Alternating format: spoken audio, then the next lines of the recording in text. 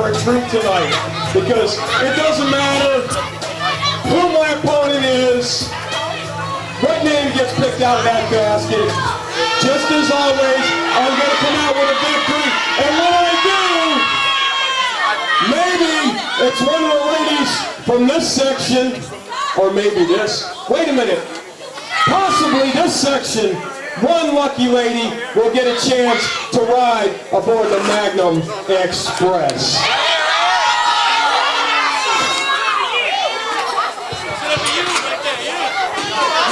Well, ladies and gentlemen, the following match is for the Inter Gender Championship.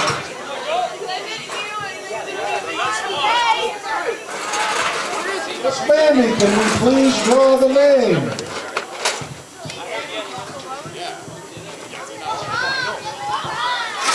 And your opponent. Okie dokie.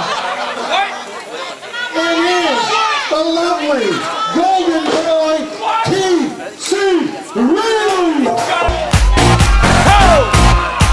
Let's go! Make it hot! Come on! Let's go! Rock! Rock! Say what? Rock! Let's go! Rock! This party! Dance everybody! Make it hot in this party! Don't stop! Move your body! Rock! This party! Dance everybody! Make it hot in this party! Don't know what's on your mind. You come for have a good time. You want you waistline. You want you shake your behind. I'm in a dancing mood, girl, and I'm feeling good. This is my favorite tune. Put on your dancing shoes.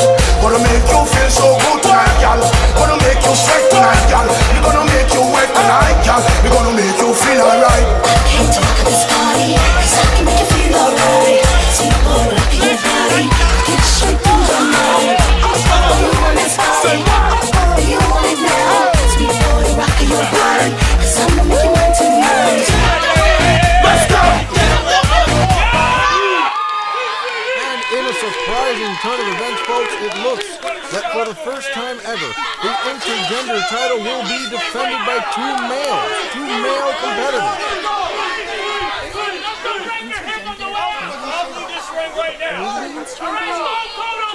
Well, Angel Rose did hold the title. Stud Magnum did defeat her at card subject to change 09, where for some reason Stud Magnum afterwards crowned himself the intergender champion and will now wrestle against women and males, as you see. So technically that still makes him the winner. In one way or another, yes. That is correct, that is correct. So right now, like I said, for the first time ever, the Intergender Championship will be defended by two males. It looks like TC Reid may have a shot at the Intergender Championship here. Well, the Golden Boy, I think, is the favorite of this match because of the bad blood between the Rude Awakening and the Golden Boy, seeing that the Golden Boy, in his debut match, beat the 7-time world champion Scorpio. That is correct, he did. In his debut match, beat Scorpio, and somehow he is... Well, this is Lethal Lottery, folks. It is Lethal Lottery. These are random drawings. These are random matches picked on spot, right? On the spot by Rusty Brooks, standing over there by the lottery machine, and he picked TC Reid versus Flex Magnum. This could have been anybody.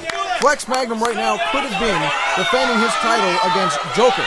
He could have been defending his title against Michael Mannix. It could have been absolutely anybody in the cover. The cameraman could have entered the lottery and gotten a chance at the intergender title. Anything goes in these matches. Absolutely anything goes. Absolutely anything goes as far as who wrestles in the matches. Right now, the way Lethal Lottery works is one challenger will approach the ring, the second will be chosen completely at random. The rules of the match is still applied. There is still a referee. There's still disqualifications, pinfalls, and submissions. But matches are chosen at random. That's right. Flex Magnum now making quick work of TC Reid here as TC Reid tried to go to the top for some crowd pop. And TC Reid with a few quick arm drags here now. The crowd's really loving TC Reid. Oh, absolutely. Who wouldn't love a guy covered in gold? Isn't his finishing move the Golden Shower? I believe it is, but the name is still patent pending, so that could change. Oh, TC Reid now with a quick clothesline to the throat of Flex Magnum. I wonder what his strategy here is. Again, like I want to state, the matches are chosen completely at random, so there is no preparation for your opponent. Flex Magnum now on the outside. Magnum, I believe he's out there trying to get one of many phone numbers that he gets at the shows. Flex Magnum, a big ladies man, I see. Huge ladies man. As Bling David Diamond and him took on the tag team of Calypso and Angel Rose and were defeated by 2 women. So yes, you could call them ladies men. I don't really think so, because I don't really see anything he has for ladies out there. Well, as he claims at the beginning of each one of his matches, that the women are crazy to ride the Magnum Express. TC Reid now here looking a little anxious, getting a little more pop from the crowd as Magnum outside trying to win the favor of the ICW audience. But to no avail, the crowd seems to still be loving TC Reid. I do want to mention that earlier on you said that matches are chosen at random and that it could have been Joker, but we all know that Joker is in the main event tonight defending his world championship against one half of the tag team champions, Maxx Stardom. That's right, Joker's match chosen earlier by Rusty Brooks. That's the only match that is pre-scheduled here on the card because it was chosen at random at an earlier time. It just so happens that the Joker will be facing, like my compadre here said, one half of the tag team champions in Maxx Stardom. Stud Magnum coming back in and doing quick work of TC Reid.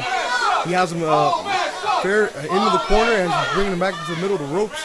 Could he be going for that express, the Magnum Express, and so I think he's doing those moves to get the girls going. What do you guys think? Absolutely agree, but I don't know who we could get going with those moves. I mean, he couldn't get a 96 Chevrolet going in a snowstorm. I know, I just lost you guys. TC Reid, a recent rookie joining ICW, has only had 1, maybe 2 matches in ICW. Flex Magnum, a seasoned veteran, as you can see, dropping a big leg drop on the throat of TC Reid. Hopefully he's been in a couple of snowstorms. Maybe he understands that. I'm sure he's been in a couple of snowstorms. He's probably been in a couple of blizzards. It looks like he's got a little bit of snow on the top of his head there. Arguing with the referee. Could TC Reid get a quick pin here? 1, 2. No, he gets a 2 count. TC Reid with an attempt to shut down quickly by Flex Magnum here as TC tried to hype up the crowd and get him back on his side. Oh, Flex Magnum now taunting the TC Reid crowd. See, that's the thing with Flex Magnum. He's too preoccupied with... Oh my goodness, how horrible. That's just disturbing. He's too preoccupied with trying to impress the ladies. As you can see, they're not impressed. And that's why he's wasting time. Definitely not impressed here. He's wasting time. He should just go ahead and make work of TC Reid and get the 3 count and get it over with. TC Reid now firing back, getting a little bit of a comeback here against Flex Magnum. Let's see if he can keep this momentum going, but a quick reverse. No! Flex Magnum takes him out with a high knee. See, he should go for the cover here, but Flex Magnum is wasting too much time. Valuable time in my eyes. I think he should be getting a 3 count right now. Oh, I absolutely disagree. You can clearly tell Flex Magnum there was cheating, distracting the ref by pleading and begging, but putting his leg over the throat with an illegal choke on TC Reid. Is that illegal? Absolutely. It's an illegal choke because, see, he's using his leg to choke straight down the throat, and it's blatant. By distracting the referee doesn't see it and cannot make him stop. Flex Magnum now is going back towards the neck area and the forehead of TC Reid, maybe trying to blind him, seeing that men who work under a mask don't have an entire peripheral view of the match. Oh boy, he's going for the top rope. He's going for the top rope now. This could be that double knee drop that Flex Magnum has. Oh God. This could be devastating. He lands it on the head of TC Reid. This is not a pretty sight, girls. Oh no, there's a high-risk maneuver here. He's got to be very... Oh, that's exactly what I'm talking just about. He not is wasting nice. valuable time. That cost him right there, ladies and gentlemen. That cost Stud Magnum. That could have been the finish there. Just really bad. That's why they call them high-risk maneuvers, folks. That's why they call them high-risk maneuvers. And now let's see if TC Reid can capitalize. And he fires back. A block. A punch. Another punch. He continues to punch him. Now with a whip off the ropes, Flex Magnum goes flying. TC Reid with a big clothesline across the throat of Flex Magnum. And another back elbow across the throat. He gives us an okie dokie, letting us know it's okay. And another big clothesline. TC Reid getting the crowd behind him now. It feels like they're dancing. Lining up Flex Magnum, getting some punches in the corner. Could this be it? Could he be preparing Stud Magnum for his golden shower? Well, this is the big Yakuza kick in the corner. Oh, right into the face of Flex Magnum, and he's got to be seeing. Stud Magnum had nowhere to go on that. Wait a second. The Rude Awakening. This is the Rude Awakening. I've never seen something so appalling. Was this really necessary, folks? Was this really necessary? Oh, they're really laying it to him. The Rude Awakening. I think this is exactly the revenge I was talking about. Through the bad blood between the Rude Awakening, because TC Reid defeated their leader in Scorpio the last show. And the winner by disqualification, folks. TC Reid wins. Oh, here come the TradeMarX. Here come the TradeMarX. The TradeMarX. Thank you. Far too kind. Can I get an encore? Do you want more? Cook and roll with the Brooklyn boys. So for one last time, I need y'all to roll. Now what the hell are you waiting for? After me, there should be no more. So for one last time, make some noise. Get him, Jay. Who you know fresher than whole? Riddle me that. The rest of y'all know where I'm lurking, yeah. Can't none of y'all mirror me back. Yeah, hear me rap, it's like hand G rapping his prime. I'm Young H.O., raps Grateful Dead. Back to take over the globe, now break bread. I'm in Boeing Jets, Global Express. Out the country, but the blueberries still connect. On the low, but the yacht got a triple deck. But when you young, what the you expect? Yep. Grand opening, grand closing. Damn your manhole, crack the can open again. Who you gonna find open ahead with no plan? Just draw inspiration. Who you gonna see you can't replace him with cheap imitations of these generations. Hardcore, do you want more? Cook and roll with the Brooklyn boys. One last time, I need y'all to roll. Yeah. Now what the hell are you waiting for? After me, there should be no more. So for one last time, make some noise.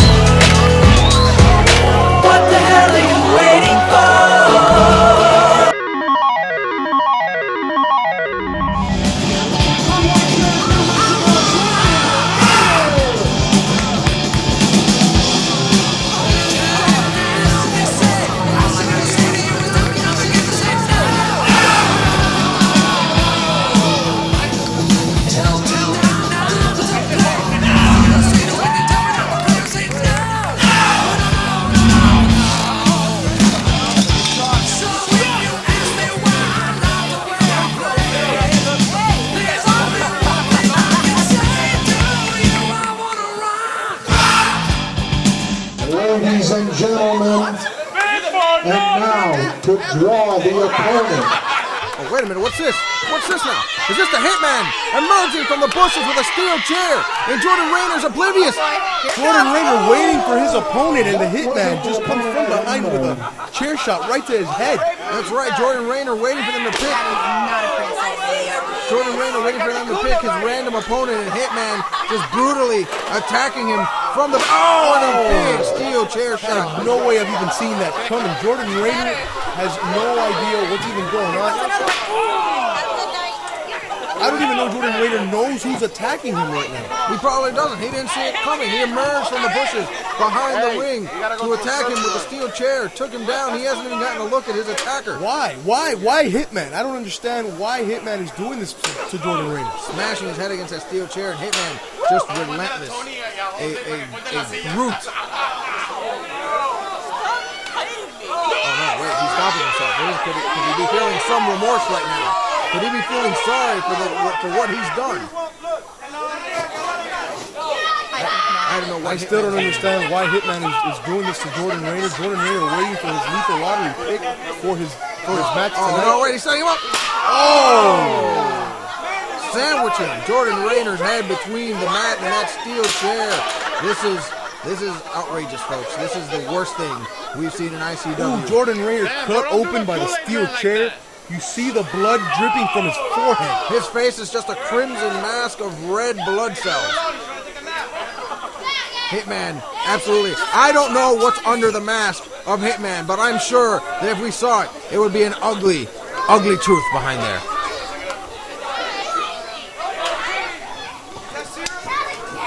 Now, Hitman rubbing Jordan Rayner's blood on that steel chair, preparing. This is all going on? This is all going on? This isn't even his opponent? I don't know why this is even going on right now. Hitman taking advantage of Jordan Rayner. And that's not an easy thing to say, because considering Jordan Rayner's size, but for him to be taken advantage by Hitman that way, I am just in shock.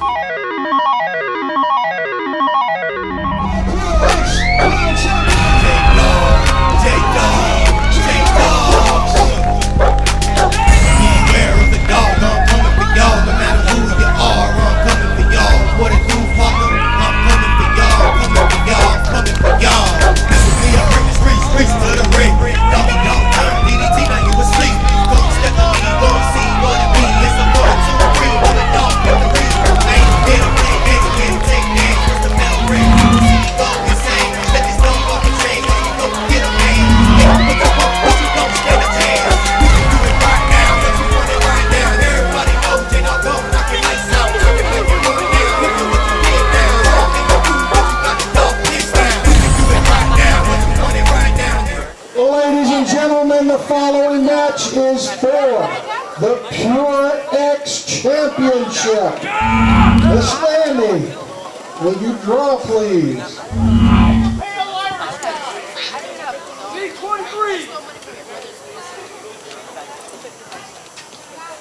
Ladies and gentlemen, according to the lethal lottery drawing, this match will now be a fatal four-way for the TradeMarX Championship. I'm going to need 3 more drawings.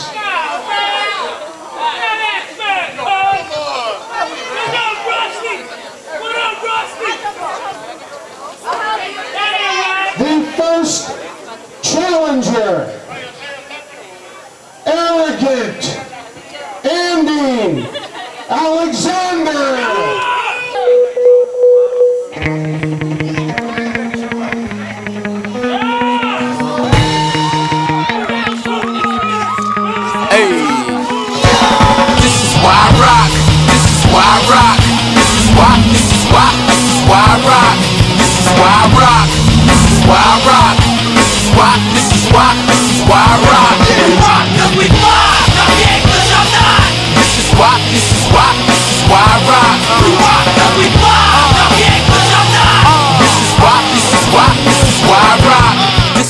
Challenger number 2, a newcomer to ICW, Maxwell, Chicago. Load up on guns, bring your friends. It's fun to lose and to pretend. She's overboard, she's self-assured. Oh no, I know a dirty word. Hello, hello, hello, how low? Hello, hello, hello, how low? Ladies and gentlemen, and last but not least, challenger number 3, Miss Mandy, if you will.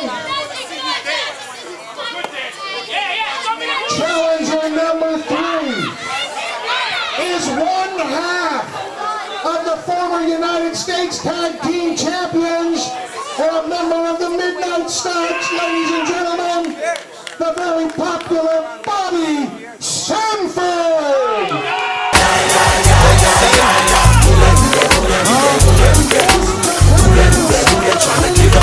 Now who that old friend sucker tryna hang with the click?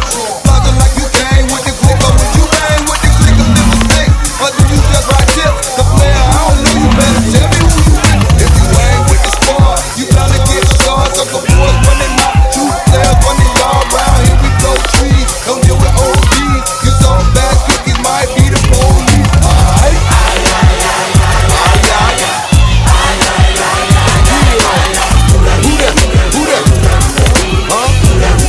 Trying to get my show.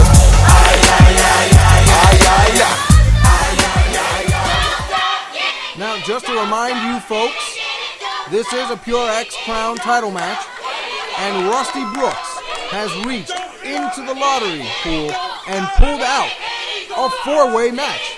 Not only are the match's opponents chosen at random, but the matches themselves, the types of matches, are chosen at random, and this will be a 4-way match, apparently featuring J-Dawg Brooks, Andy Alexander, arrogant Andy Alexander, I might add. Any relation to Era?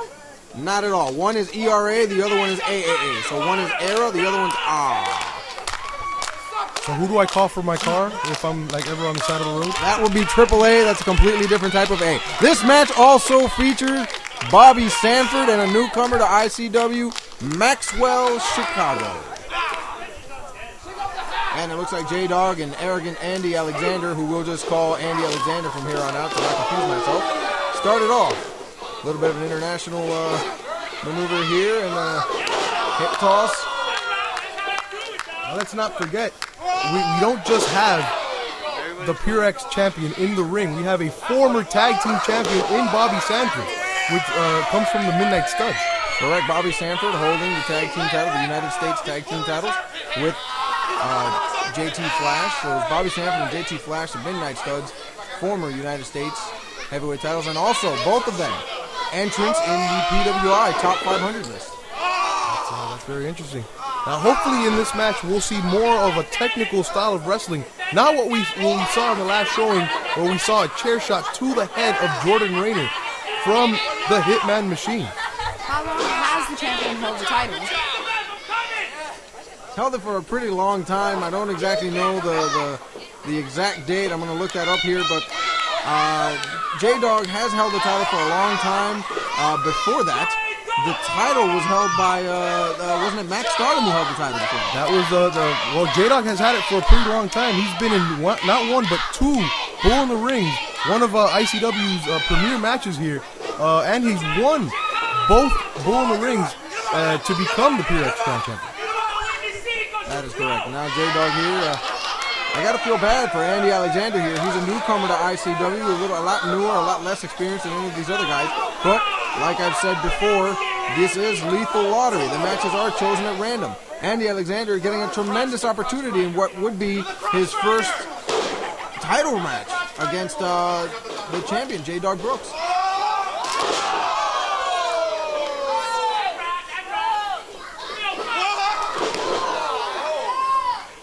J-Dawg now working Andy Alexander's arm there. Trying to do some damage to the cartilage in his arm.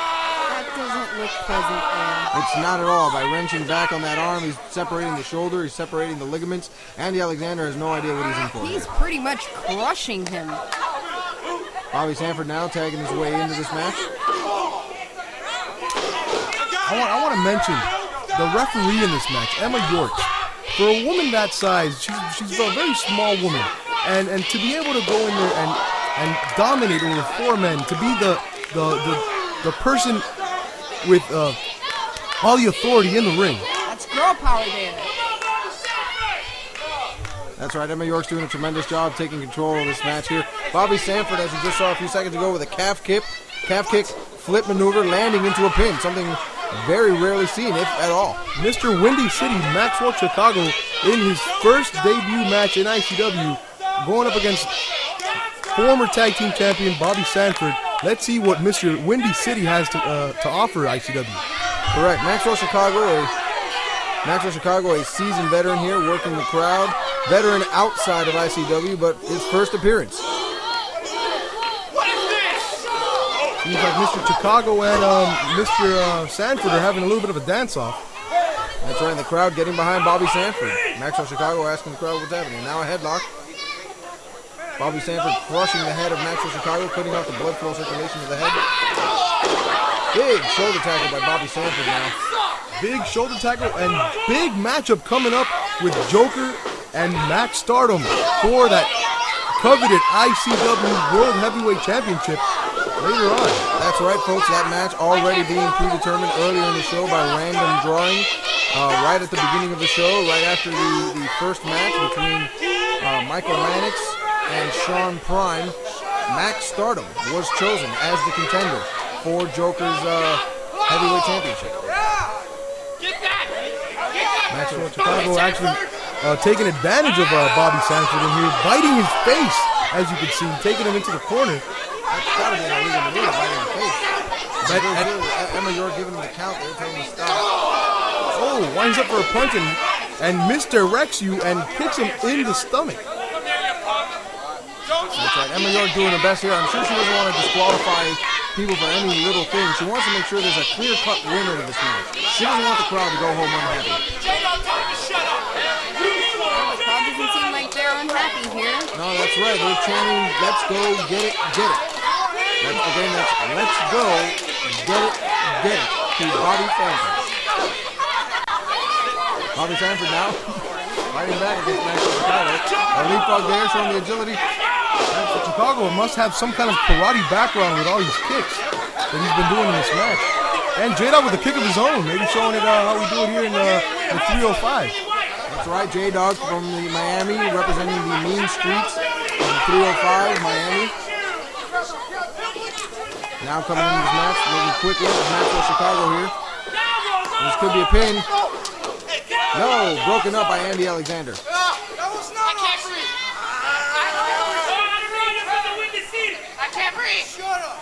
He can't breathe, folks.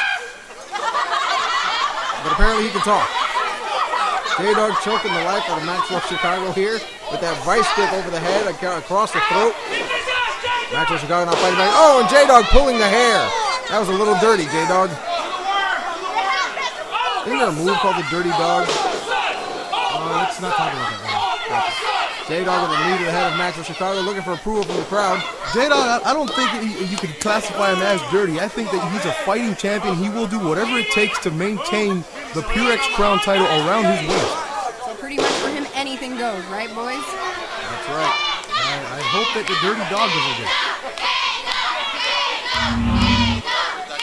Here we go with a replay of the move that J-Dawg almost got a 3 count, but was interrupted by Arrogant Andy. That's right, J-Dawg now again in control. What? Missing the big clothesline.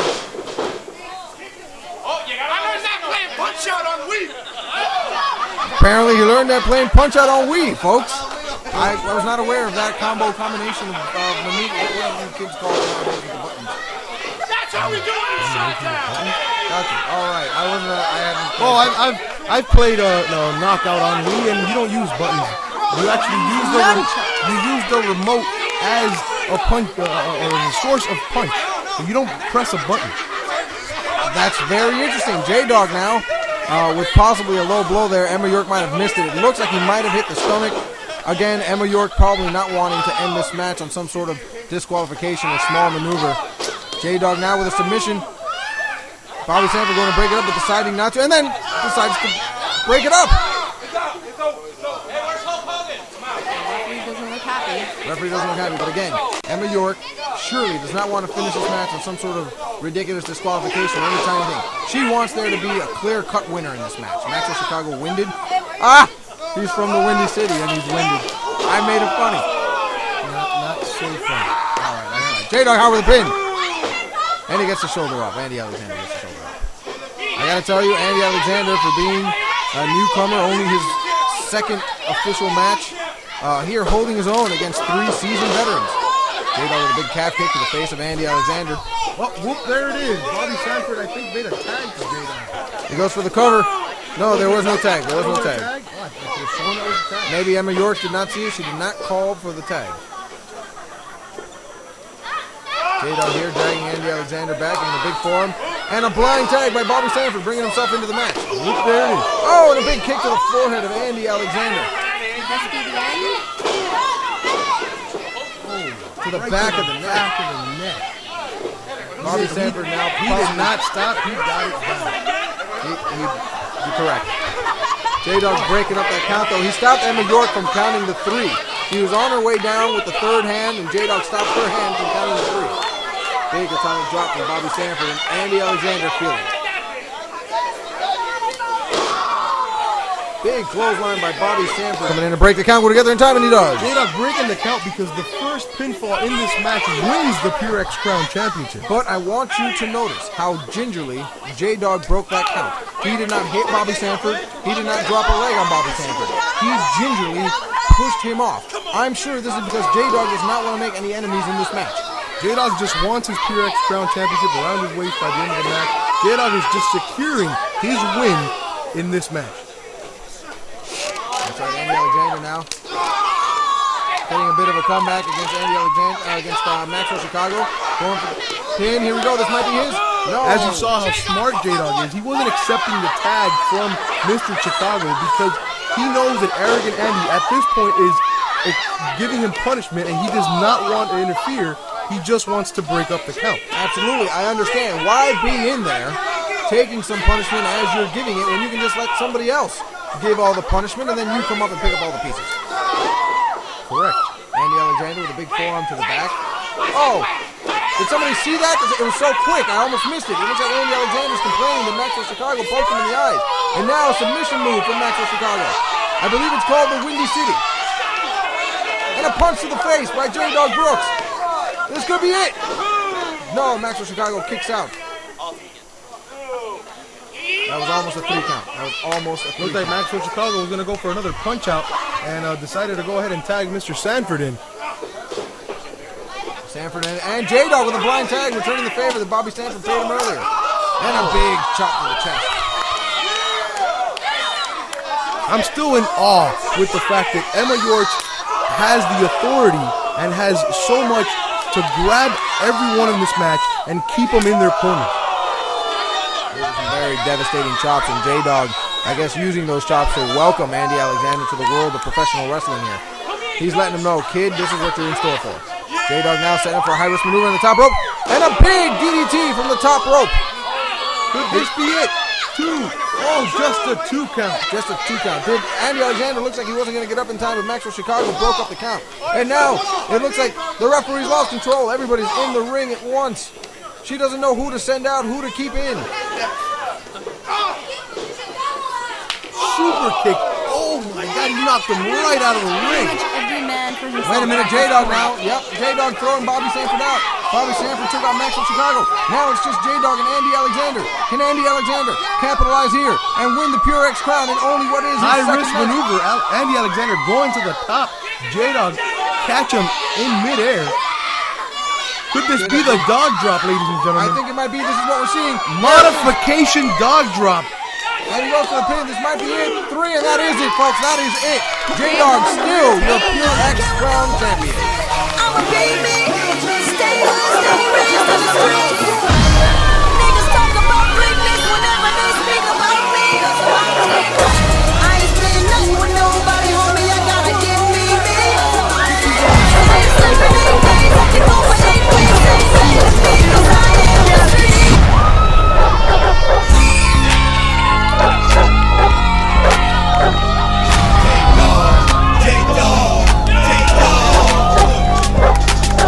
Beware of the dog, no matter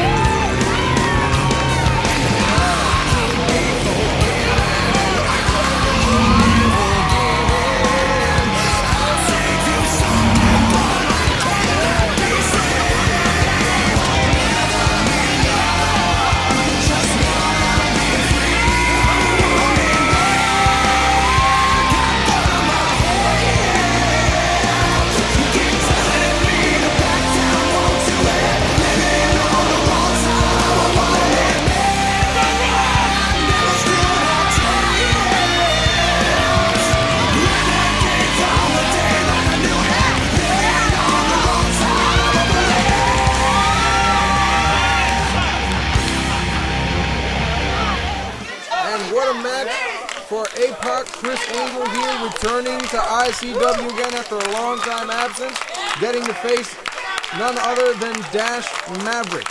Dash Maverick being accompanied by Angel Rose to the ring. Former members of the network, now broken apart from the network and gone off on their own. A lot of speculation going on about the relationship between Dash Maverick and Angel Rose. They claim that they're friends. Nothing has been said for certain, but this is where we are. Now, Dash Maverick with a quick headlock takedown on A-Poc. How long has it been since last time we saw A-Poc? A-Poc's been gone for almost a year and a half now. But now he's back and he looks to be in tremendous form. It looks like he hasn't lost a beat. I mean, he looks like he's in great shape. Looks like he's just at the same as we last saw him. Absolutely. Time hasn't fallen down. Absolutely. A-Poc Chris Angel, a tremendous technical wrestler, former amateur wrestler in high school, a little bit in college, and he's worked his way up to the professional ranks. Had to leave for a little bit of hiatus due to some family issues, but now he's back and doing great. A-Poc Chris Angel claiming right before this match that he had the technical prowess and that he could beat any opponent sent his way. He was not afraid of the lethal lottery where the matches are chosen at random. He could take on anybody, anytime, anywhere, and his technical expertise would see him through. Well, apparently he comes back, and he's coming back with a little frustration because he's taking it out on the crowd, as you see right now. That's right, and Dash Maverick going after him, trying to get him back in the ring and get this match going. And a big slingshot right to the head of Dash Maverick, and he slingshots back and hits that top rope on the way down. That was a double whammy on the ropes there. Hits it on the way down, on the way up, and then on the way back. Isn't that a triple whammy? That would be a triple whammy. I failed 6th grade algebra. Let's not go into that. And A-Poc Chris Angel now working the back of Dash Maverick, working that lower back. He's got to figure a big hefty man like Dash Maverick's got to have back problems to begin with, and now he's taking advantage of it. Put this one up there! This one too! Working the back here, A-Poc as he's pulling back on the head of Dash Maverick with his knee on the lower back. Definitely putting some strain on that lower back of Dash Maverick. He knows what he's doing here. I said it before. A-Poc Chris Angel knows his technical prowess, and he knows where the weak spots are in his opponents. In a positive note, he has Dash Maverick grounded, which is good for him, seeing that he's not a man of size. So for him, it's in his benefit to keep Dash Maverick on his knees and on the mat.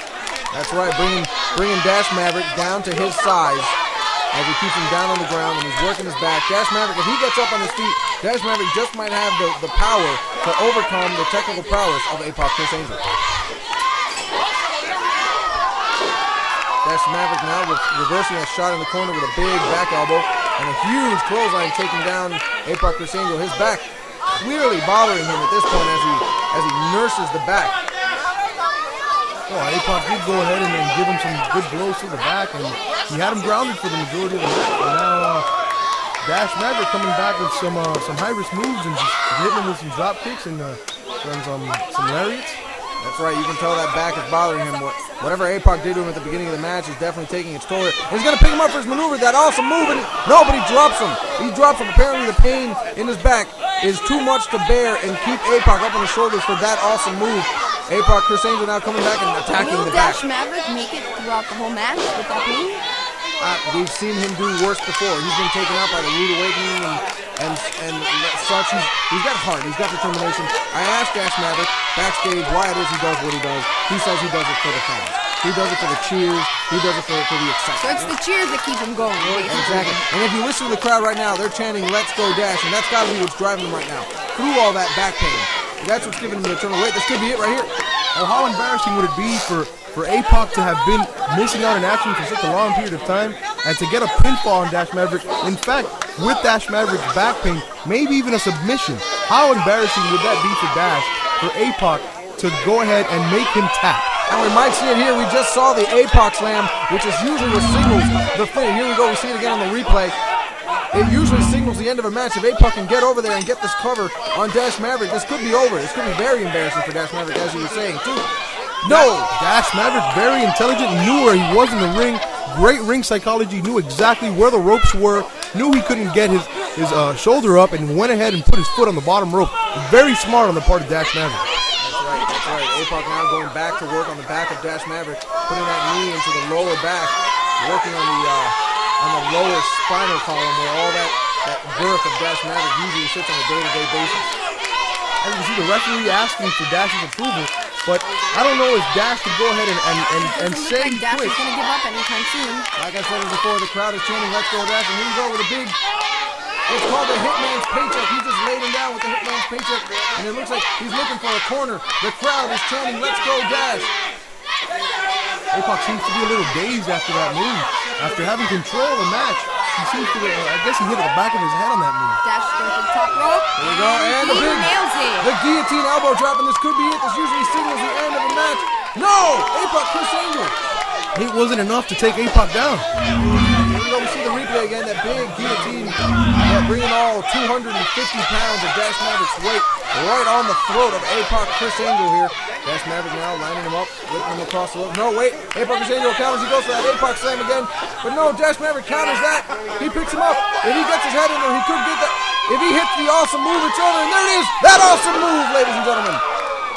And he rolls over A-Poc Chris Angel. This could be the 3. This could be the win. And it is the win. Dash Maverick pulls that one out.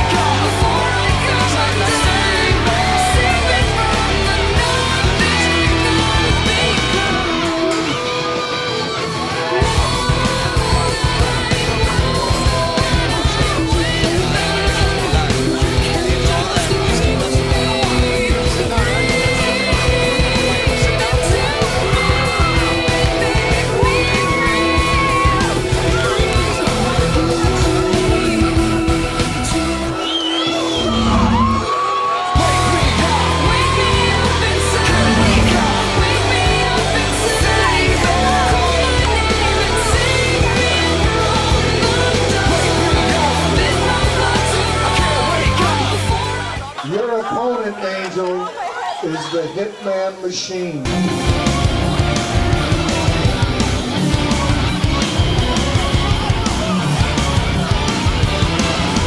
Life is my plan, I hold in my hand. The power is mine to shut you down, to shoot you down. The blood in my veins steadies my hand. You don't stand a chance, my soul feels no pain. You're just a name. I've got you in my sights. Your life I take tonight. I'm your hitman. I'm your hitman. This lead between your eyes. Remorse I do not fight. I'm your hitman. I'm your hitman.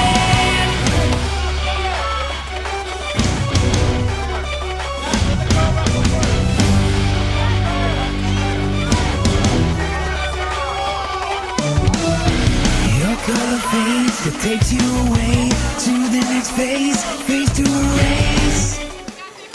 As you just heard here, folks, it looks like Angel Rose is going to be taking on the Hitman. This is incredible. Again, lethal lottery. The matches are chosen at random. Angel Rose apparently went out there. She might have thought she was wrestling another woman, but because this is lethal lottery, Hitman's name was picked out. And the referee has sent Dash Maverick to the backstage area. He cannot even be there accompanying Angel Rose. Hopefully we won't see what we saw earlier tonight, ladies and gentlemen, where Hitman Machine took a chair to the head of Jordan Rayner. Hopefully the events won't go in that direction towards Angel Rose. That's right, Hitman Machine brutally attacking.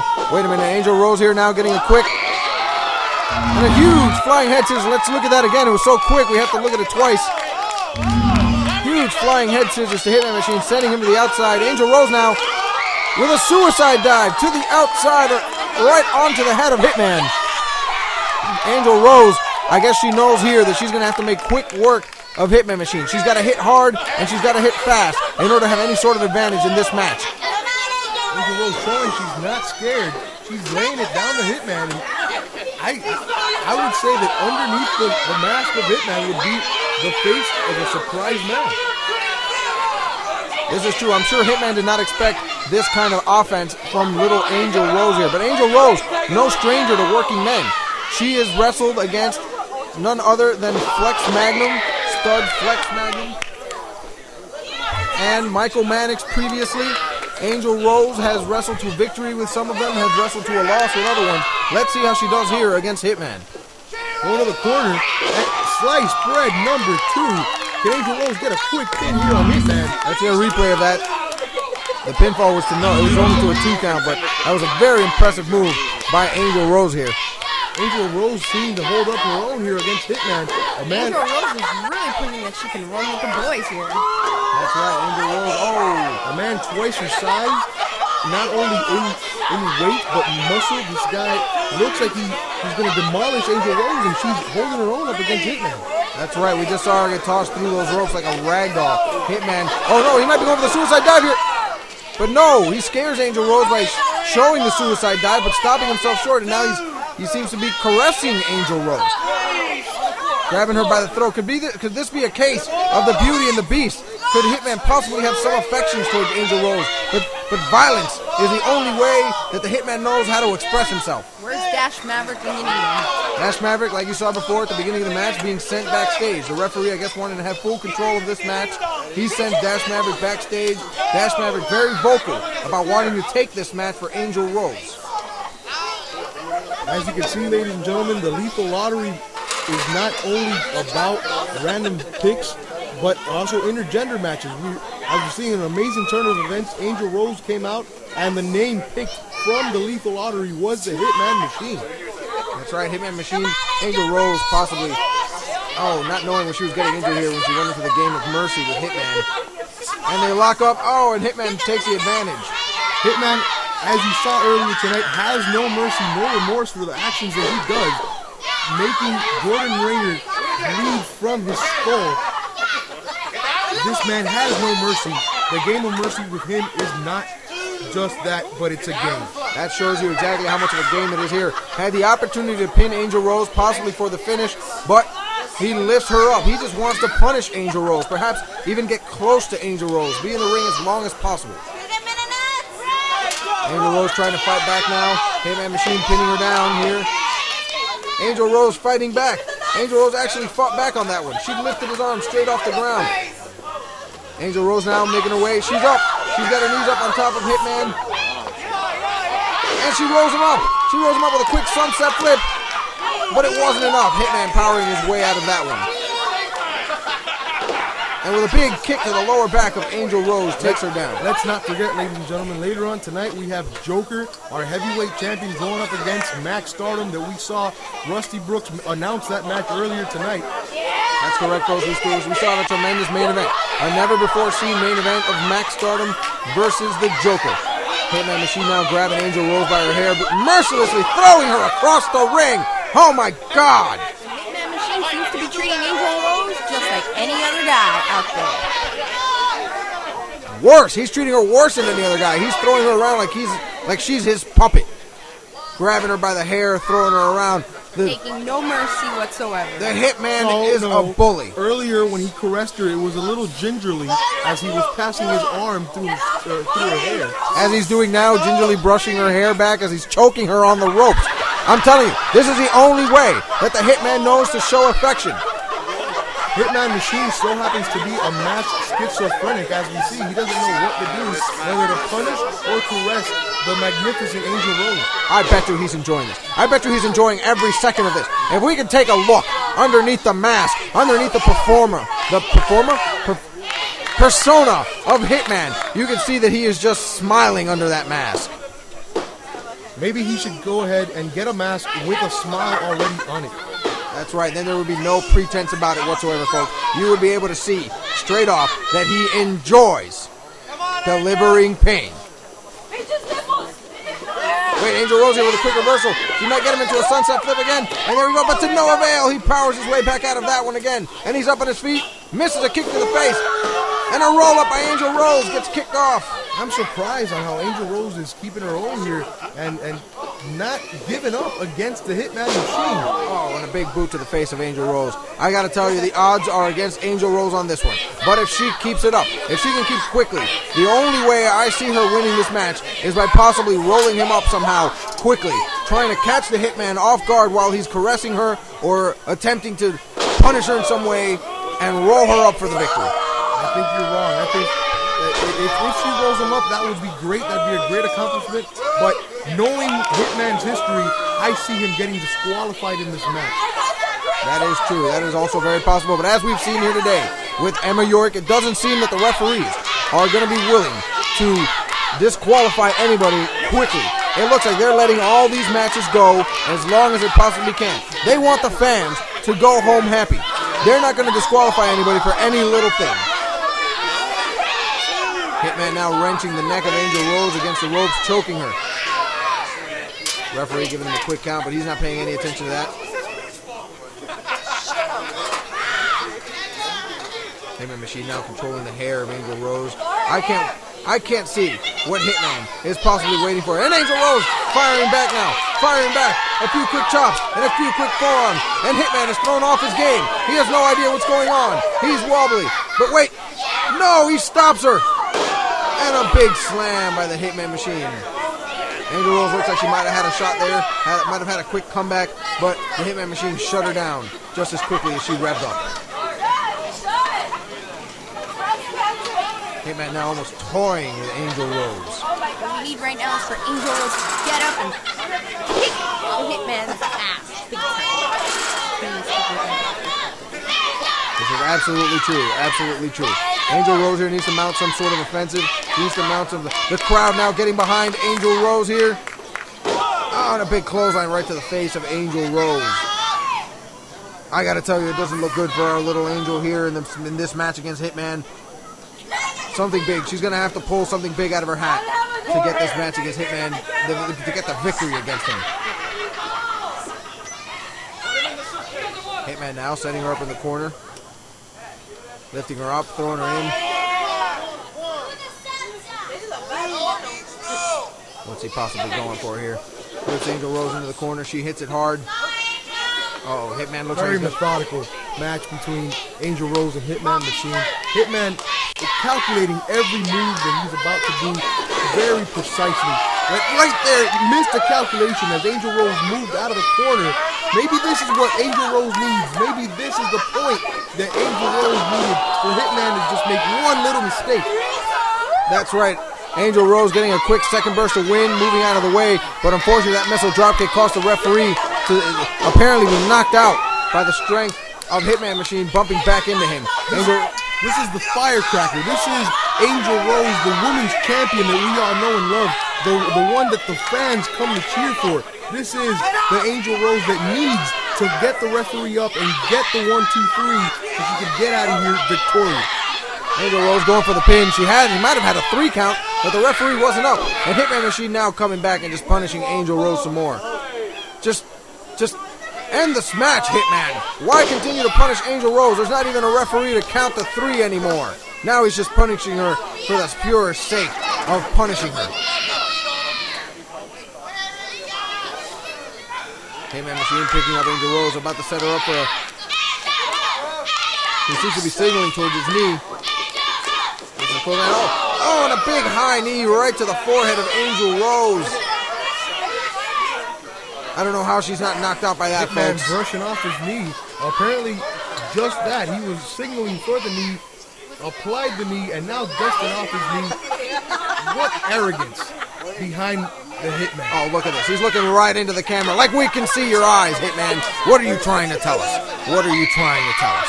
Wait, here comes Dash Maverick. The referee's knocked out. There's nobody to hold him back. Dash Maverick punching furiously to the face, and Hitman Machine now coming back. No, the referee is knocked out. He doesn't see it. Dash Maverick is thrown out also like a ragdoll. The power of Hitman Machine.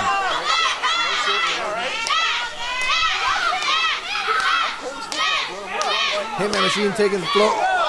Oh, and Angel Rose tries to attack Hitman from behind while he's being distracted, but ends up missing and hitting Dash Maverick off the ropes. Hitman Machine now getting the pin. The referee seems to be waking up. Oh, this can't be it, folks. This can't be it. You gotta think. Did Dash Maverick's interference in this match help Angel Rose, or was it her fate in getting pinned 1, 2, 3 right now? That's what we gotta think. Did Dash Maverick help her, or was he against her winning? Well, it looks to me like he tried to help her at that time. He saw his opportunity to go out there and help Angel Rose. He went out there and tried, but Hitman Machine, being methodical, being the logical man he is, knew exactly how to calculate that maneuver. Dash Maverick now rushing to the aid of Angel Rose, covering her, putting his own body in the line, in the way of Hitman Machine. I've got you in my sights. Your life I take tonight. I'm your hitman. I'm your hitman. This lit between your eyes. Remorse I do not fight. I'm your hitman. I'm your hitman.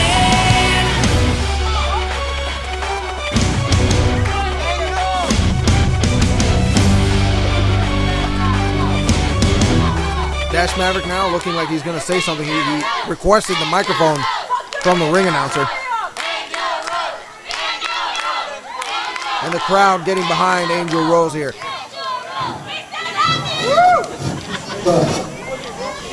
I was just out here trying to help, you know. I'm so sorry.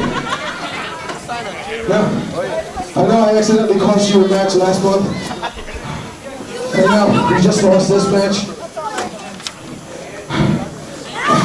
I think we're a little funk.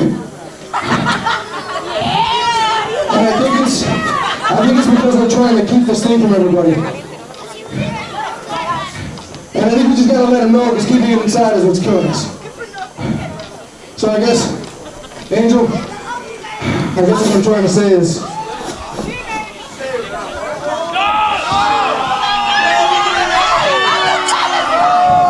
this next year's been amazing. Angel Rose, will you marry me?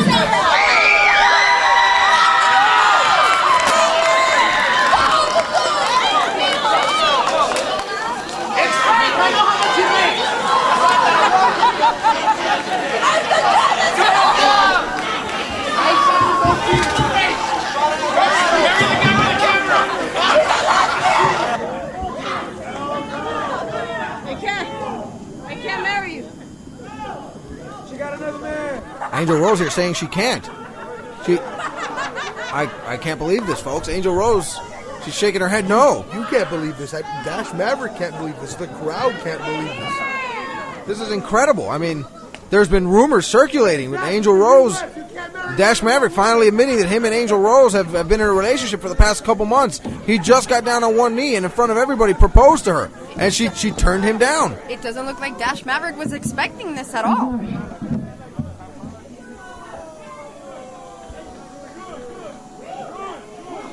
Dash Maverick here obviously distraught.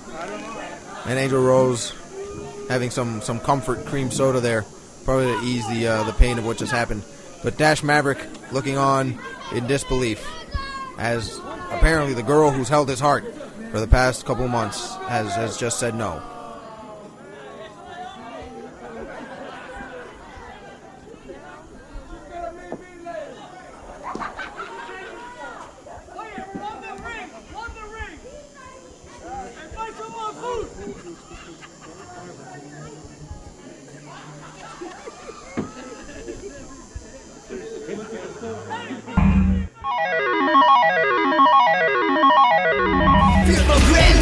You won't get not even a chance to try to defeat it. It's impossible when you see some greed. You have just been stung with the venom from this motherfucking tongue. It will take 3 counts long. Keep 34 pounds strong. Scorpion, what's my name? Scorpion. What's my game? Champion.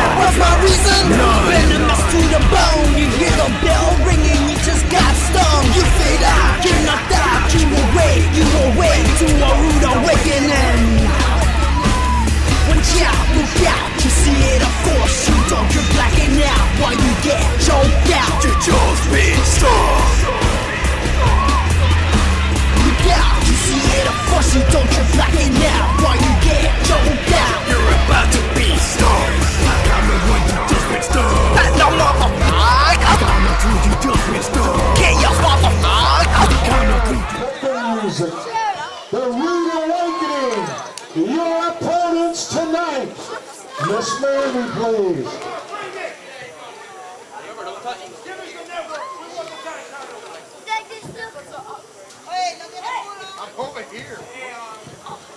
Rude Awakening, your opponents are the TradeMarX. Now what the hell are you waiting for?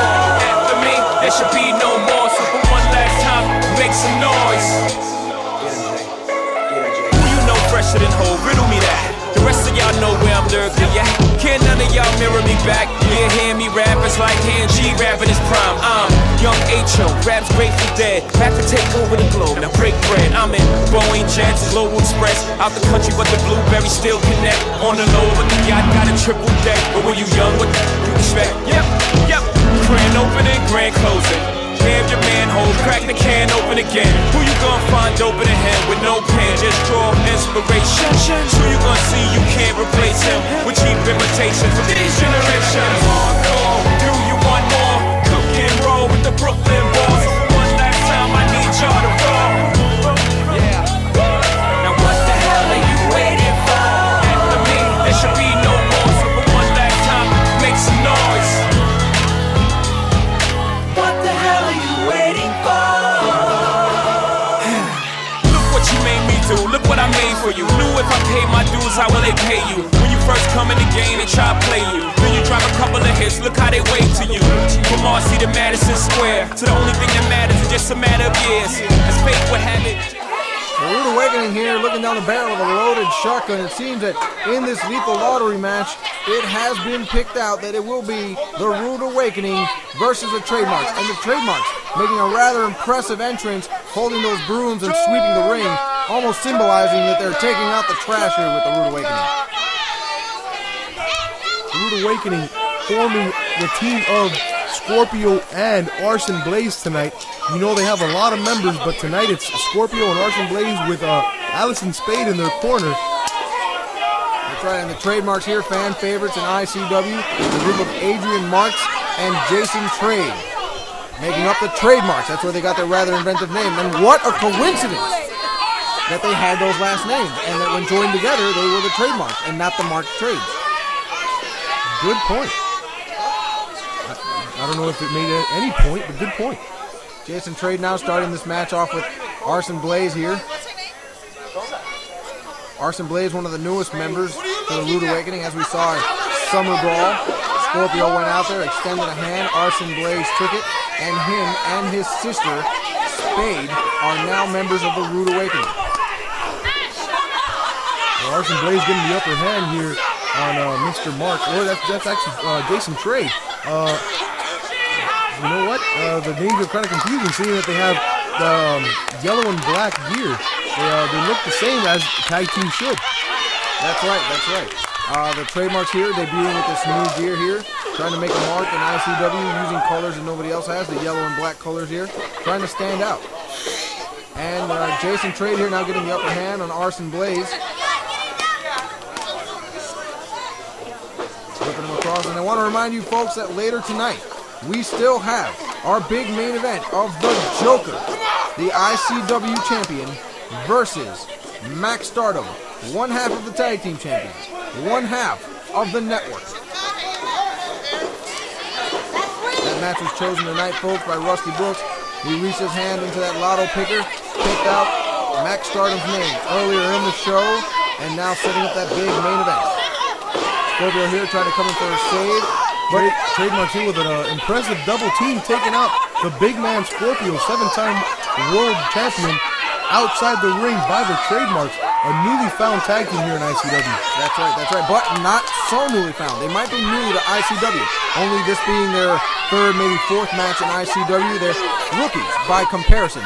But from what I understand, from what I have heard, from the rumblings out of Rusty Brooks' School of Hard Knocks, the TradeMarX also trained as a tag team.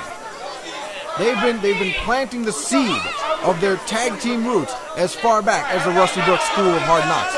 And as a matter of fact, for more information on Rusty Brooks School of Hard Knocks, visit the ICW website at www.indiecw.com, where you can see the phone number for the School of Hard Knocks. Adrian Marks getting the upper hand here on Scorpio. And for a man of his size, getting the upper hand on Scorpio is pretty impressive in my eyes. That's right, Scorpio, a much bigger man, a much more powerful man. Oh, wait, he might be setting him up. Yes, it is. The depolarizer. The depolarizer so early in the match. This usually symbolizes the end of a match for Scorpio. It looks like I spoke too soon when I said that Mr. Adrian Marks had the upper hand. Seems like could be it. Scorpio went in. Oh, Scorpio teasing the crowd by lifting his head up. And Scorpio doing what he does best, being the Hitman. Now tag to Arson Blaze, bringing him in to deliver much more punishment on Adrian Marks here. Now I want to point out something here what we just saw earlier. Scorpio, yes, a much bigger man, but Adrian Marks much faster. What Adrian Marks needs to do to win this match is possibly get another chance with Scorpio in there. Make his way around Scorpio and try to take him out. You take out the legs, you take out the trunk, you take out the tree, and timber, whoa nilly, Scorpio goes down. Does it make a sound? If nobody's around, no. Thank you. There we go, a big double suplex from Scorpio and Arson. The Rude Awakening works as a well-oiled machine every single time. As you saw earlier tonight, when Stud Magnum was in trouble with the Golden Boy TC Reid, the unit of the Rude Awakening was there to back Mr. Stud Magnum. Oh wait, Scorpio now, he's trying to hurt the back. Oh, I can't quite see, folks. It looks like Scorpio may has hurt his knee after he tried to hurt the back of Adrian Marks. And a yelp of pain from Scorpio now as he clutches that knee. Yeah, he may have tweaked that knee. He's got to be able to get over to the corner. He's got to be able to roll over that corner and tag in his partner, Arson Blaze. Otherwise, the TradeMarX here could capitalize and win this match. I'm getting flashbacks of what happened over a year and a half ago to Joker, our world champion. Maybe it could be almost the same movement that Scorpio made. Maybe he hyperextended his knee, but it seems like he's rolled out of the ring, and Arson Blaze is taking over the match for him. That's right. If I remember correctly, folks, actually, Joker hurt his knee doing a leapfrog over Ricky Turbo as he tag team, if I'm not mistaken, with our current U.S. Tag Champion, Michael Maddox. Jason Trade now breaking the count. The other half of the Tag Team Champion is Maxx Stardom that you will see take on Joker later on tonight. That's right, folks, that's right. This just goes to prove, no matter how trained we are, no matter how much we know what we're doing, the risks are always great. The risks are always there, and we remind you, leave it to the professionals and don't try this at home. Never, ever try this at home. If you want to try it, go to www.ncw.com and go to the Rusty Brooks School of Hard Knocks. That's right, there you will train to be a professional wrestler like Adrian Marks, like Jason Trade, like Scorpio. All of these men trained at the Rusty Brooks School of Hard Knocks. It seems that Scorpio seems to be removed from this match. It looks like Arson Blaze is all on its own here. He might have tweaked his knee. I am getting reports from ringside. Scorpio has hurt his knee and is out of this match. And this is very rare for the Rude Awakening to work the opposite way, where it's 1-on-2 and not in their favor, seeing that the Rude Awakening is always on the upper hand when it comes to gang warfare. They're always on top, outnumbering their opponents. Arson Blaze here doing a heck of a job, though, isolating Adrian Marks here in the center of the ring, taking full advantage of the fact that Adrian Marks was already being worked on before Scorpio was injured. Yeah, I think that's the best strategy right now, is for Arson Blaze to try to beat Adrian Marks on his own, because if Adrian Marks gets a tag to the well-energized and fresh Jason Trade, I think it's over for the Rude Awakening in this match.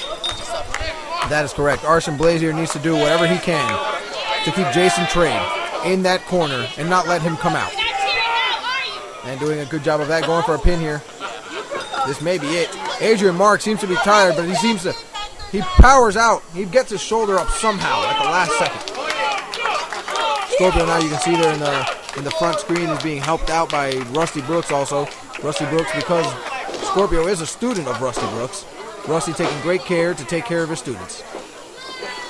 Oh, and Adrian Marks mounting some sort of a comeback here, tossing Arson Blaze into the corner. giving him some punches. I think that's a waste of time. I think if he has any energy and if he has any smarts, he'd crawl over to the corner and make a tag to his partner who's eager to come in this match. That's correct. I absolutely agree with you. But I think what the mentality of Adrian Marks here is that he wanted to make sure that his opponent was down so that he could have enough time to crawl over to that corner and tag his partner to come in and make the save. We've seen it happen before. Where you start making your way to that corner and you think you've got the tag, but your opponent just comes out behind you and sweeps your legs out from under you. Adrian Marks here assuring that's not going to happen. Making his way slowly. Arson Blaze making his way to his corner, but there's nobody there. Scorpio's been injured. Perhaps he doesn't know it. He's looking for it. No, he doesn't. It looks like he doesn't know it. And he's made a tag, and Jason Trade is right behind him with a tremendous dropkick. There you go, Jason Trade with a few punches. He's the fresh man. He's in against Arson Blaze. Arson Blaze now has absolutely no rescue coming to his aid. Clothesline taking him right off his feet. Jason Trade is very energetic and full of energy right now, taking it all out on Arson Blaze. Arson Blaze going up now. Big suplex. Oh, wait. Oh, I know what that is. Jason Trade is setting it up for that big trade salt. The trade salt going up to the top of the ropes. And there it is. And he connects. He connects it. He was up there for what seems like 10 minutes, and this could be it. And it is it. The TradeMarX take it, ladies and gentlemen, with a victory over the Rude Awakening. Thank you. Far too kind. Can I get an encore? Do you want more? Cook and roll with the Brooklyn boys. So for one last time, I need y'all to roll. Now what the hell are you waiting for? After me, there should be no more. So for one last time, make some noise. Who you know fresher than whole? Riddle me that. The rest of y'all know where I'm lurking, yeah. Can't none of y'all mirror me back. Yeah, hear me rap, it's like hand G rapping his prime. I'm young H.O., raps Grateful Dead. Back to take over the globe, now break bread. I'm in Boeing Jets, Global Express. Out the country, but the blueberries still connect. On the low, but the yacht got a triple deck. But when you young, what you expect? Yep. Grand opening, grand closing. Damn your manhole, crack the can open again. Who you gonna find open a hand with no pen? Just draw inspiration. Who you gonna see you can't replace him with cheap imitations of these generations. Hardcore, do you want more? Cook and roll with the Brooklyn boys. So for one last time, I need y'all to roll. Now what the hell are you waiting for? After me, there should be no more. So for one last time, make some noise.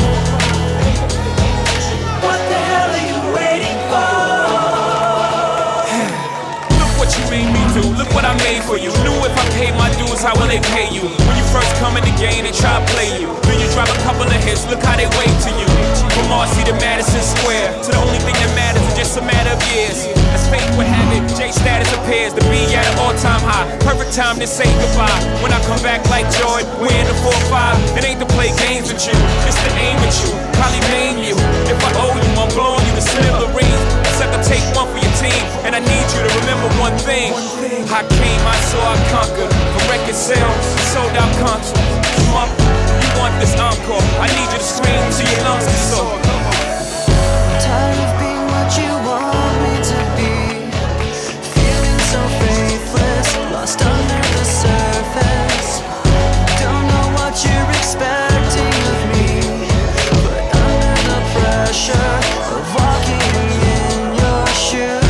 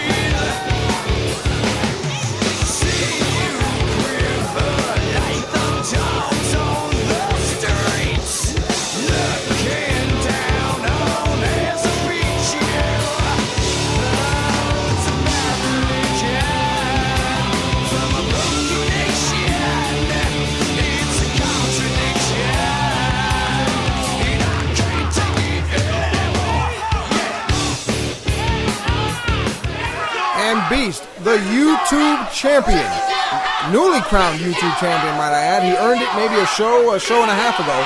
Goes up against a former ICW champion, ERA or Era the Third. That's right. This seems to be a promising match for Beast to go up against someone the caliber of Era, a former ICW World Champion. Let's see if Beast, our newly crowned YouTube champion, has what it takes against a former heavyweight champion. And again, I want to remind you folks, this is Lethal Lottery.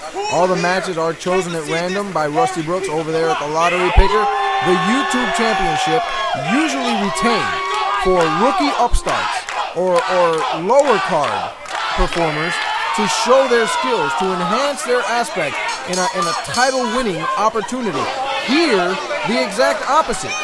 Beast, the newly crowned YouTube champion, is taking on ERA, a seasoned veteran and former ICW champion. Talking about the ICW champion, let's not forget Joker, our current world champion, going up against one half of yet another champion, one half of the United States Tag Team Champions, Maxx Stardom. That's right, folks. Again, that match chosen earlier tonight by Rusty Brooks, completely at random. Maxx Stardom will be taking on Joker in the main event. Era here now outside of the crowd, trying to get a breather here. The crowd, much of the dismay of Era, the crowd does not like him much. The crowd seems to be much more behind Beast in this instance. Well, Beast is the YouTube champion, and a lot of people do watch YouTube. For those YouTube subscribers, Beast would be the #1 choice in this match. That's right, folks. The YouTube champion here. Again, let me explain to you how the YouTube championship works. Usually, we're making a change for this show because it is Lethal Lottery. But usually, the YouTube champion is not seen anywhere outside of a live ICW event and YouTube. Apparently doing great work here against Era. Beast taking control and taking the upper hand. He seems to be doing very well against our former heavyweight champion. Beast, a very unorthodox wrestler, coming from under the I-95. Throwing a big clothesline, but missing it on Era there. And throwing Era over the top rope, but Era hangs on. And it looks like he's going to skin the cat here. And he does. Great. Grabs Beast by the head. Brings him out over the ropes, and now they're both outside. Beast, a very unorthodox performer, like I've said before. Beast falling into the fans. There, a couple of them get up, and wait, Era making his way to the top rope. And he's up there, and he comes off the top with a moonsault to the outside. He takes out the fans in the process. And we got our first fecal matter chant of the night. Era bringing it to the crowd. Lethal Lottery is not just for the wrestlers tonight. Apparently the fans weren't expecting that at all. Some of them went down with our YouTube champion, Beast. That's right, folks. We make an announcement at the beginning of every show that if you sit in the front row, it is a splash zone, and you do so of your own authority. You have to be very careful when sitting in the front row of an ICW event. We hold no responsibility if the action spills outside the ring. I make it. The announcements are said before, and we make it very clear. Beast very smart bringing Era back into the ring because you cannot score a pinfall outside the ring. There's no way of winning outside the ring. This is true. This match is scheduled for one fall, and it is for the YouTube Championship, and Era also knows that he cannot win this match by being outside. A countout in this match would mean that, yes, he might win, but Beast retains the YouTube title. Era would be virtually unstoppable in the YouTube Championship division. Being such a seasoned veteran of the sport, going up against all the rookies and all the upstarts that are in the YouTube Championship division, he would be virtually unstoppable in that sort of a scenario. Indeed he would. Here we go, a replay of that moonsault we saw earlier involving the fans. Well, it looks like the fans took it, so did a couple of chairs in the way there. Beast now whipping Era into the corner, following through, going for a big clothesline, but Era reverses, throws Beast over the top. Beast comes back with a gut buster. Wait, no, Era stops Beast, setting him up on the ropes. Oh, this is terrible. I've seen Era do this before. Oh, and a big DDT, planting Beast's forehead, driving it directly through the mat. Era being very cocky, very arrogant here. And instead of going for a pin on the clearly dazed Beast, decides to go on the top and try to get the crowd behind him, which is almost an impossible feat at this point. If if I could go back and mention what happened in the very last match between the Rude Awakening and the TradeMarX, with the Golden Boy TC Reid coming to their saving after they had saved the Golden Boy TC Reid in his match earlier against Stud Magnum. It seems that we're going to have a 6-man tag coming up soon. That's right. I'm hearing this too. That apparently at the next show, at the show the following day, Raging Controversy, it will be the TradeMarX and the Golden Boy TC Reid versus the Rude Awakening in a 6-man tag. Beast now being planted by that clothesline. Era definitely having the full advantage here. Right, this might be a pin. This could be it. Era showing the caliber of his talent and showing the fans and showing you guys watching that he is a top contender in ICW, taking out the YouTube champion here. And Beast barely kicking out on that pin maneuver. Era definitely having the full advantage here. Beast tries to mount some sort of a comeback, but it always seems to be shut down by the much more experienced ERA. Just like we're featured on YouTube, I want to mention that on www.indiecw.com, we do have merchandise of all your favorite superstars, Dash Maverick t-shirts, Angel Rose, The Network, Joker. We have Cuba Libre t-shirts, pictures. You could go on and buy tickets for the next shows. All that on indiecw.com. That's right. That's your number one source for anything and everything independent championship wrestling. That's www.indiecw.com. And we're back to the match here. Era with a vice grip on the head of Beast. Beast powering back a little bit here. It could be he's getting a second win and he's fighting back. Big punches to the face of Era. He's definitely fighting back, and Era dazed, not expecting that at all. Beast ducks too. Oh, and it looks like they were going for the exact same thing. Kind of weird for two men coming from opposite worlds. Era from a high-class background, and Beast coming from the underneath the I-95 to have the same mentality and go for the exact same move at the same time. That's right, both of those men going for a flying crossbody, but to no avail. They both crashed into each other. It was like a car wreck. You can't help but look.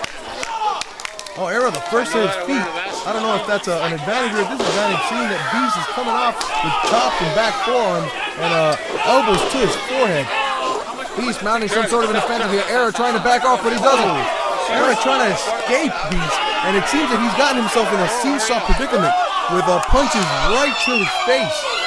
That's right, Era now on the outside is in a very dangerous place. Beast whips him back in. He knows he can't finish this match on the outside, so why even bother going there? Dropping a big headbutt on the solar plexus of Era, going for the pin. No, two. It looks like Beast whipped himself in to the solar plexus of Era at that particular moment. That's right. Beast is a very crazy, very unorthodox wrestler. Like I said before, he grabbed himself by the hair and drove himself into the chest of ERA there. And a big forearm into the corner. Coming off the ropes. Giant flying clothesline. This could be it here. 1, 2, and no! Era kicks out by a tick. What an amazing match this is so far.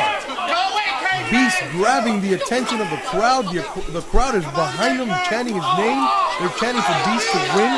Era is keeping up with him minute for minute, step for step. And it seems like Beast took him out with a forearm right there. Oh, and a 2 count. I don't know how Era summoned the strength to kick out of that maneuver right there. Beast with that spinning forearm right to the face of Era, right to the jaw. Well, we've talked a lot about how Era is a seasoned pro and he's a former ICW World Champion, but Beast is not showing that he is not at the same time. He's at the level of Era, if not a little bit better. Oh, Era with a quick backbreaker there. You saw Beast setting up Era for his finishing maneuver, but Era capitalized, turning things around. Wait, this could be it with that big backbreaker. Oh, no, wait a second. Era sees an opportunity here. Era should have gone for the 3 count, in my opinion. Oh, split-legged moonsault from Era. Off the top rope, and it looks like the knee might have caught Beast right in the chest. And if Era doesn't capitalize here, he's going for the pin. No, but Beast kicks out at the last second. 2 count from Beast. I think he wasted a lot of energy and a lot of time doing that move right there. Here we see that split-legged moonsault, and the knee did indeed catch the chest of Beast. I don't know how he's even breathing right now. Beast summoning all of his strength, every last tidbit. Oh, we've seen Era in this position before. Yeah, he could be signaling for that super kick that he's known for. He goes for it, misses. Beast goes down, he rolls him off. It's a quick down, he's got the tights, and it's over. It's over, folks. What a disadvantage for everyone to know the fact that he was going for that super kick. Beast knew he was going for that super kick and capitalized and got the 3 count on ERA.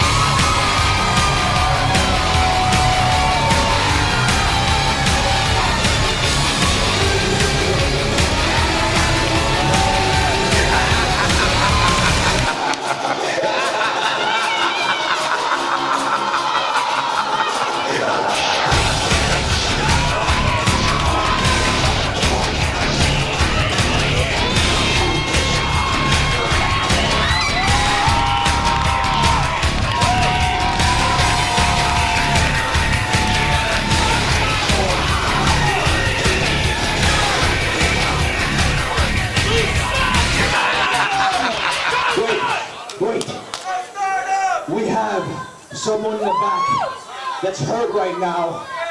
And he's been out here busting his ass for each and every one of you. So, a round of applause to Scorpio. That man bust his ass more than any of us here.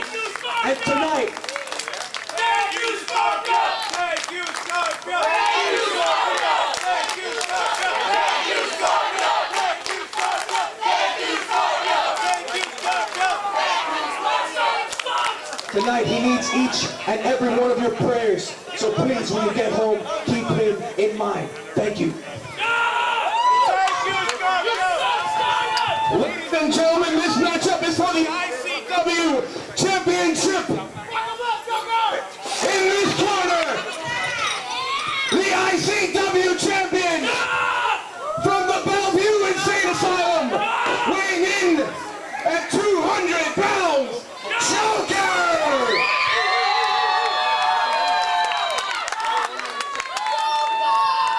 And in this corner, the challenger, one half of the United States Tag Team Title Champions.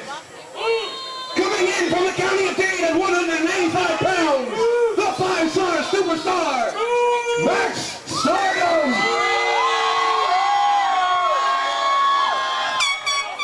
This match will be one fall for the ICW World Title. Here we go, folks.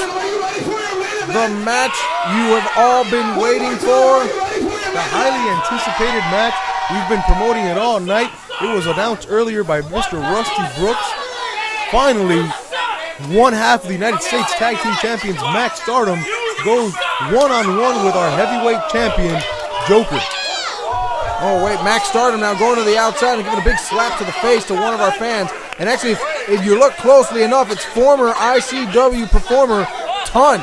None other than Ton he smacked outside the ring. I guess Maxx Stardom got a little tired of Ton's big mouth, running his mouth all night long. Joker going out there to check on the fans, being the big fan man that he is.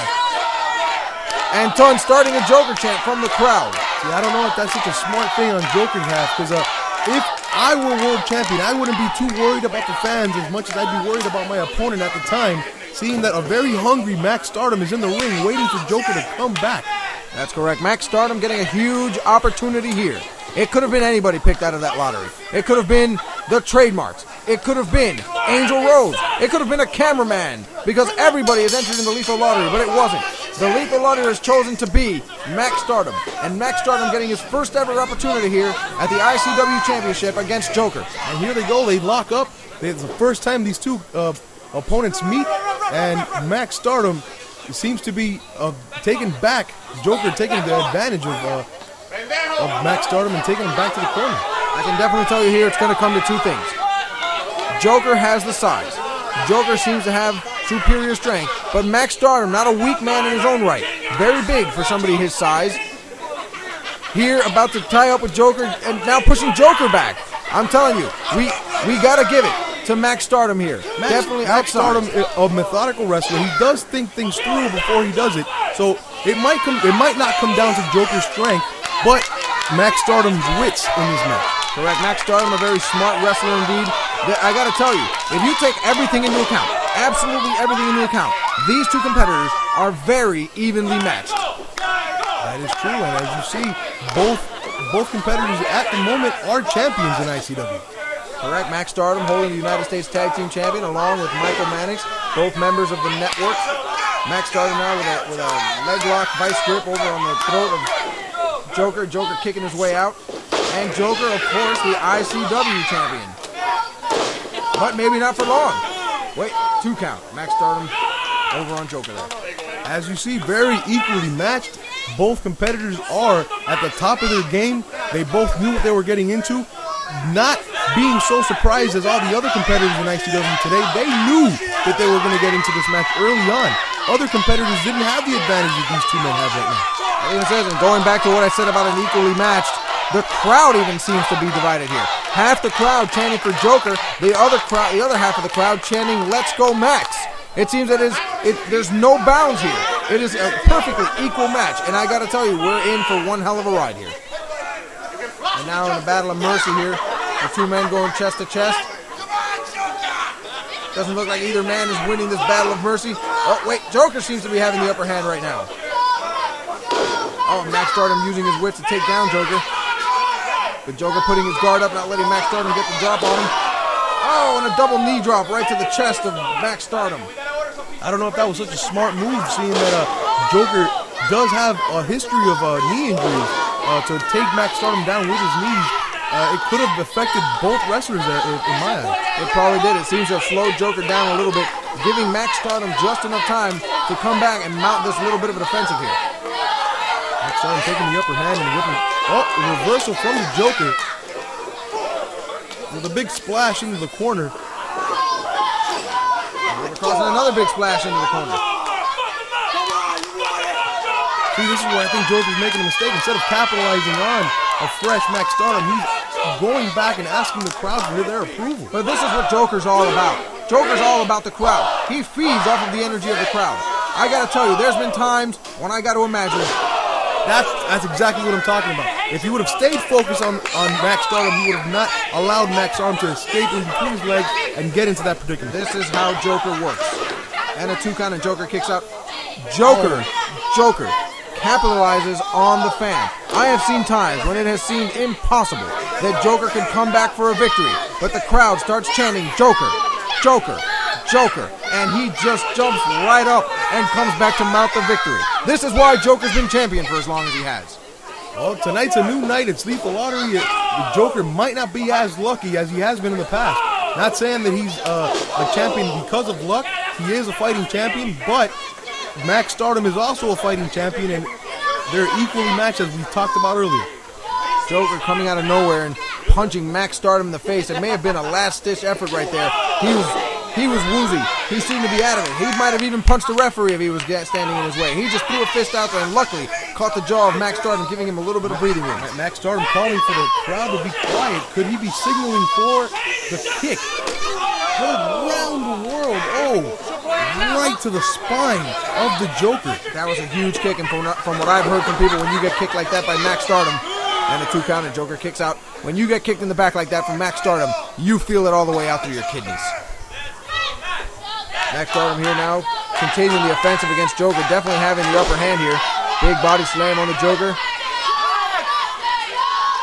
Ladies and gentlemen, we have not been let down so far. The highly anticipated match between Maxx Stardom and Joker is promising. They are delivering a lot of action and a lot of entertainment right now, as Maxx Stardom seems to be going for a high-risk maneuver.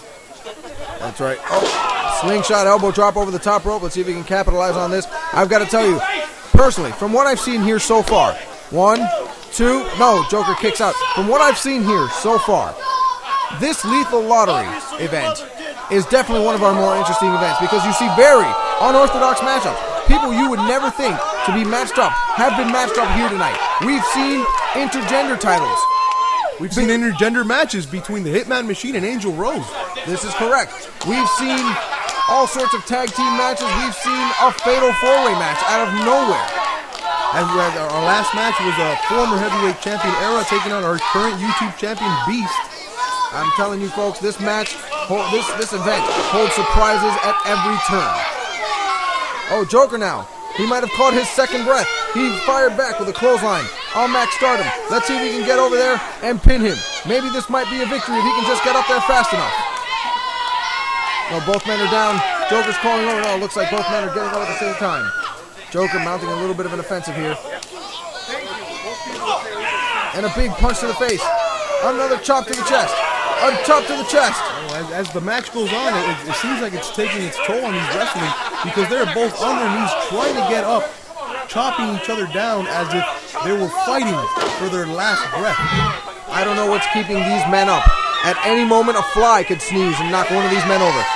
Oh, wait, Maxx Stardom here going for his signature move. The 5-star face smash down at the bottom.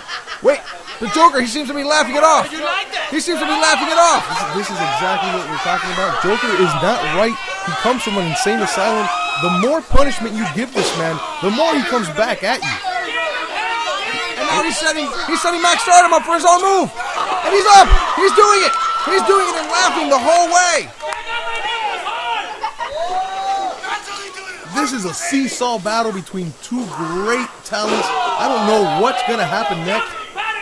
Joker taking him down with his knees again. I don't think that's such a smart idea on behalf of the Joker. This is one of Joker's signature moves. It's a running double knee stomp to the back of the head. How anybody ever gets up from that move, I have no idea. Well, see, Joker again wasting time talking to the crowd, getting their approval. After that maneuver, after two knees to the back of the head, you would think Maxx Stardom would not get up. He should. Oh, he's biting his forehead. I'm telling you, this is what Joker does. He was getting beaten up. He was woozy. He was almost out of breath. And he was wasting time. He should have pinned Maxx Stardom for the 3 count, and he did not. I absolutely disagree. If it weren't for the cheering of the crowd, we wouldn't see Joker as up and lively and running around the ring as he is now. Wait, but he misses Maxx Stardom in the corner. Maxx Stardom clearly fresher than Joker. And a big single-legged dropkick right to the face. This is exactly what I'm talking about. Maxx Stardom a little more methodical. He thought that through, and he calculated precisely exactly what was going to happen and kicked our world champion Joker directly in the face. He needs to capitalize and get his arm over the Joker so he could get that 3 count. Maxx Stardom picking up Joker, possibly going for another maneuver here, knowing that wouldn't keep him down for long. A big forearm to the face, and Joker clearly out of it at this point. No amount of cheering from the crowd I can see is going to bring him up from this. Maxx Stardom going up. And he missed the wish upon a star, a move that he does all the time, and if he would have hit that move, it would have had to be over for the Joker. The Joker's smart enough to get out of the way on that one. And both men down again. We can see the physical toll that this match has taken on these two men. Again, this match brought to you by Lethal Lottery. A completely random pick. Maxx Stardom, a United States Tag Team Champion, getting his shot at ICW Championship Gold. And Maxx Stardom, the first man to coup. And Joker fires back. Maxx Stardom comes back with a forearm. Joker down his knees, but he comes back with another big forearm. These two men exhausted. I don't know how they're getting each and every blow out, but apparently they're getting it out. The crowd seems to be behind Joker, and maybe exactly what you were telling me earlier is making Joker more energetic.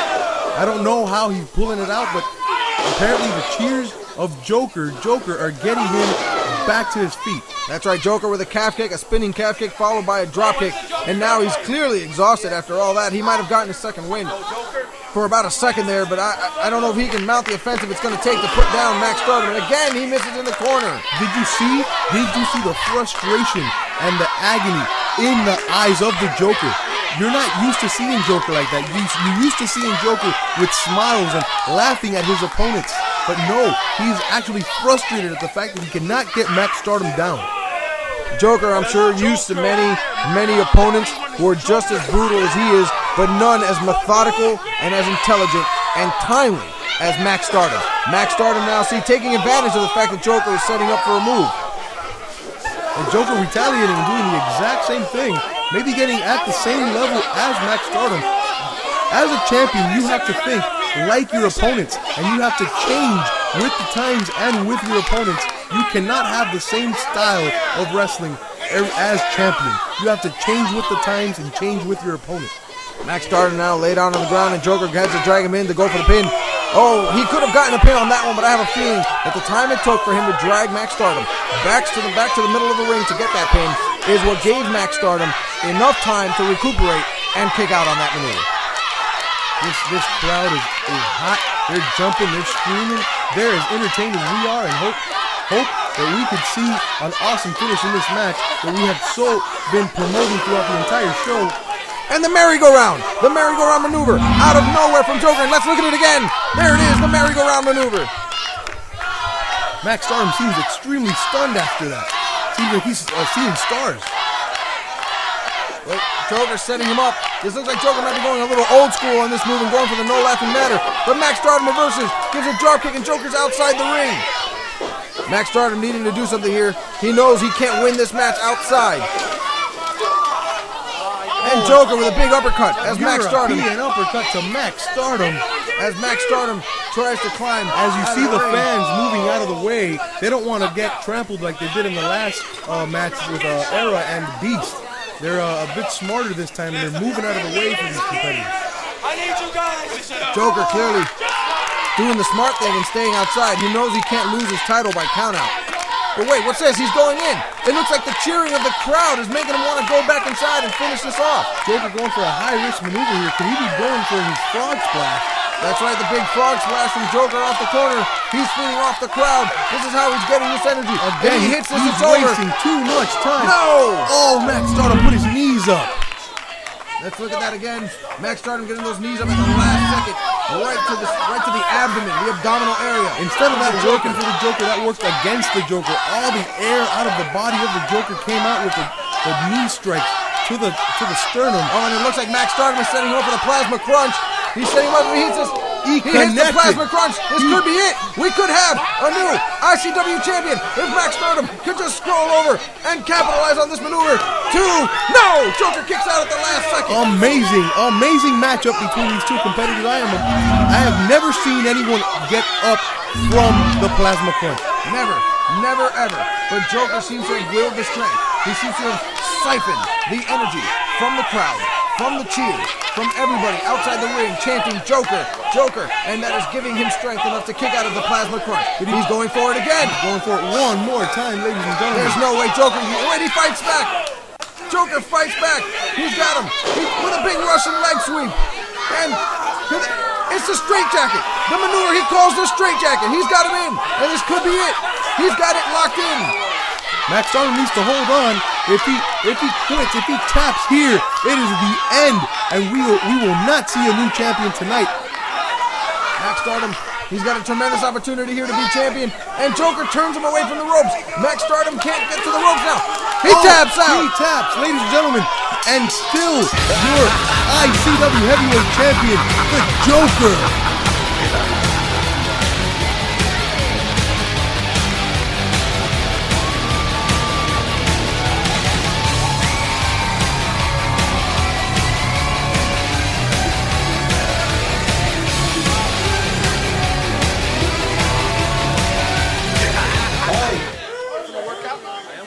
Tonight was Lethal Lottery 2009, and before the night is over, there's one more surprise. Strippers! You see? Yes! Joker. Hey, Joker, I need your undivided attention right now. Congratulations on your victory. Congratulations on 2009 being the undisputed ICW Heavyweight Champion for as long as you were. But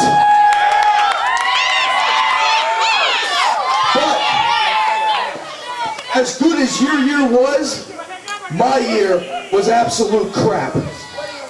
Can anyone here tell me the last time that DBK actually won a match?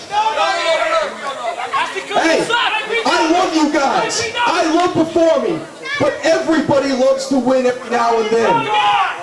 And you know what? I lost a match with Jay Biggs. And then the triple threat, you pinned me, I was out of ICW, my contract expired. I just talked to Rusty Brooks, and as an independent contractor, I have an opportunity to express to you a chance for DBK to walk out of 2009 a winner. Tomorrow night, Richie Controversy, what do you say we give these fans what started 2009 for you and for me, DBK and Joker 3. If you guys want to see it, because you'll be here tomorrow night, let's hear some cheers. I plan on walking out tomorrow with the ICW Championship. You tell me, do you accept? Well, first of all, Say no! I think that you talk a little bit too much. Secondly, this asylum is full of Joker fans.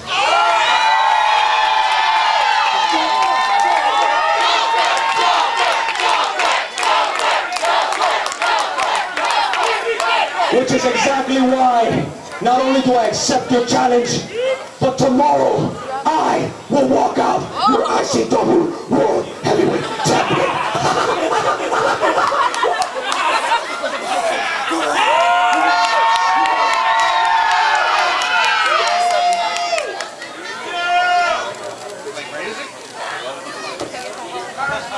And now, I'm going to turn my attention to my opponent tonight.